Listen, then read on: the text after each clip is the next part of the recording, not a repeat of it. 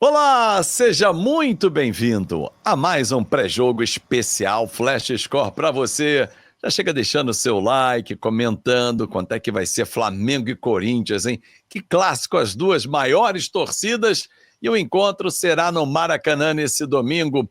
Peço a você o seu like, comentário e, claro, para você se inscrever no nosso canal. E o QR Code que pintou na sua tela é para você escanear com a câmera do seu celular e na loja de aplicativo do seu celular, de graça, baixar o app, o aplicativo Flash Score.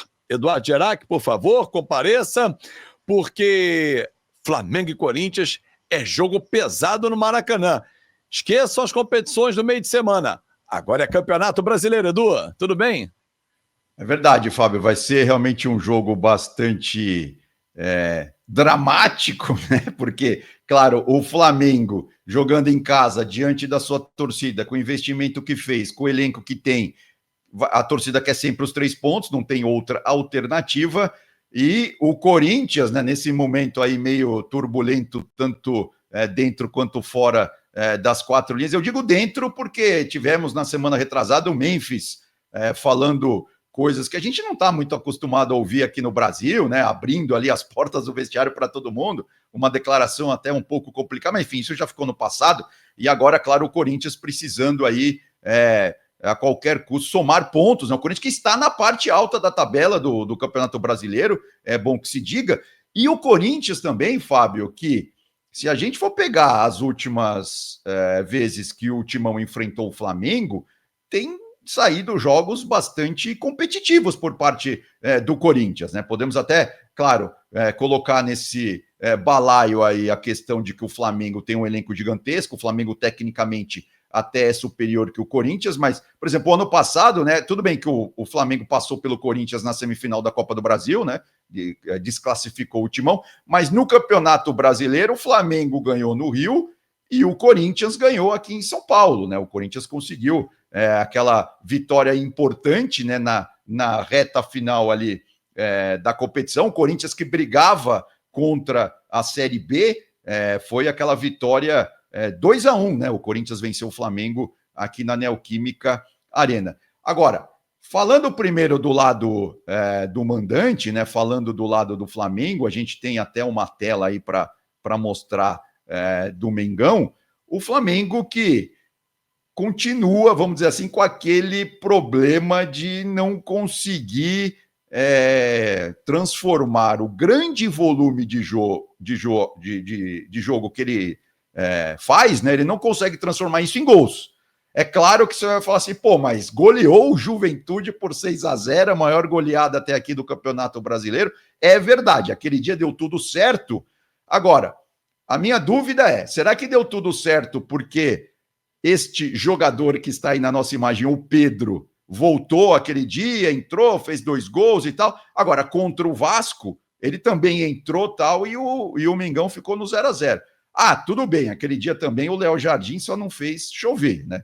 Foi muito bem realmente o goleiro do Vasco.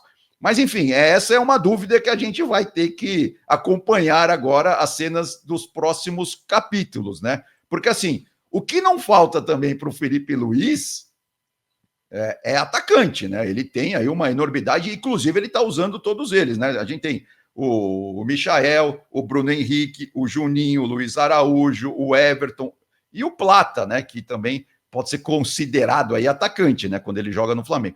E o De Arrascaeta, né? É o cara que está alimentando tudo isso, né? Ele não é um atacante nato, mas enfim, ele essencialmente, ele é o camisa 10 do Flamengo.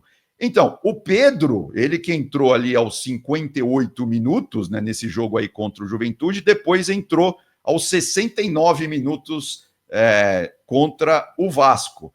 Então, assim, vamos ver se contra o Corinthians, realmente o Pedro vai ser aquele homem-gol do Flamengo ou não, né? Claro que ele ainda não tem condição, muito provavelmente, de jogar o jogo inteiro, mas essa é a grande expectativa, a minha expectativa em relação ao Flamengo. Até que ponto esse time, né, que consegue realmente ter um volume de jogo muito grande, vai conseguir transformar isso tudo em gols, né? Vai conseguir fazer gols aí de uma forma um pouco mais tranquila, né? O Flamengo que, além do Juventude, havia também vencido com muita facilidade o Grêmio por 2-0 lá em Porto Alegre, né, na terceira rodada do Campeonato Brasileiro, não, na segunda rodada do Campeonato Brasileiro, né, e poderia ter até dado uma goleada no Grêmio lá em Porto Alegre.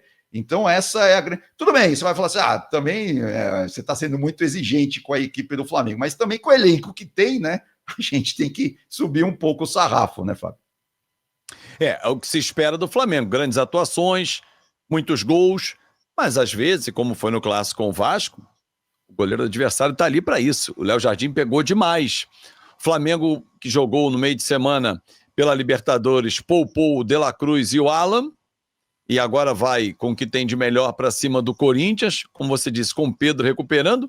Agora, com o Corinthians, mesmo que esteja ali na sexta posição, disputando ali G4 e tal, mas ainda sem um rumo, né? Qual vai ser o Corinthians do Campeonato Brasileiro? O que o Memphis Depay deu uma sacudida? Ou é aquele time do resquício do Ramon Dias? O que esperar do Corinthians, Edu?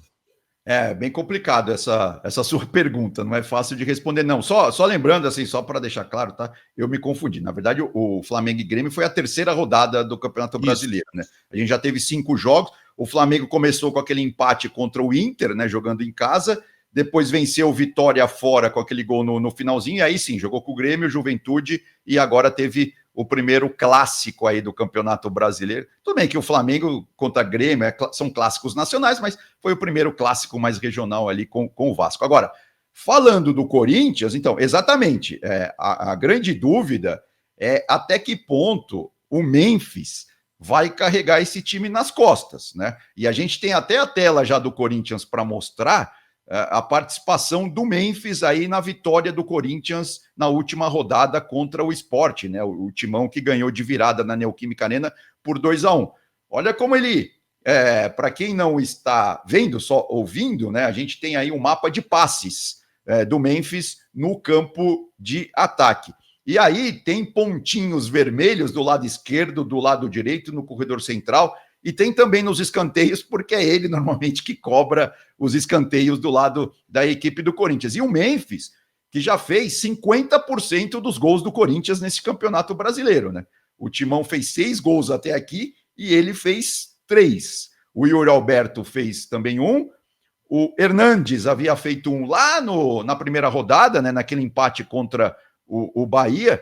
E o outro gol do Corinthians foi contra. Então, assim, só o Memphis fez metade dos gols. Então, assim, o Corinthians está dependendo muito do Memphis no setor ofensivo, Fábio. Não dá para fugir disso. Agora, é claro que tem jogos também que ele não está aparecendo tanto assim. E aí toda a equipe do Corinthians, principalmente do meio para frente, acaba caindo um pouco de produção. E tem também aquela discussão importante da equipe do Corinthians, porque se o Corinthians fez 6 gols no Campeonato Brasileiro, ele também já tomou 6. Está com saldo de gols zerado. E aí vem aquela discussão que a gente já fez aqui até na época do Campeonato Paulista, né? Sobre a dupla de zagueiros do Corinthians. Que só nas últimas 2 rodadas, né, o Corinthians conseguiu repetir a dupla de zagueiros, né? Jogando o Torres com o Gustavo Henriques.